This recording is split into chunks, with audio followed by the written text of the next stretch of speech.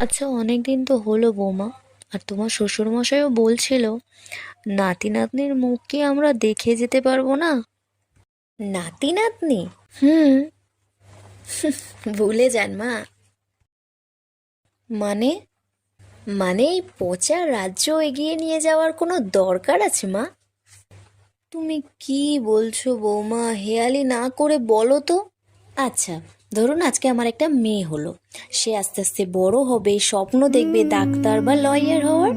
আর তারপর, আচ্ছা বাদ দিন, ধরুন আমার একটা ছেলে হলো। তাকেও পড়াশোনা শেখালাম, বড় করলাম, ডাক্তার বা লয়ার বানালাম। কিন্তু মানুষ করতে পারবো কি?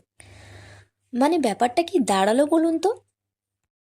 থাক, এত কথা দরকার নেই। আমাদের বাংলা আগে সুস্থ হোক, তারপর না বৌমা, অনেক হয়। রাত হয়েছে, আমি যাই। হুম। আমাদের বাংলা নাকি সুস্থ হবে? কবে চিত্ত স্বাধীন হবে?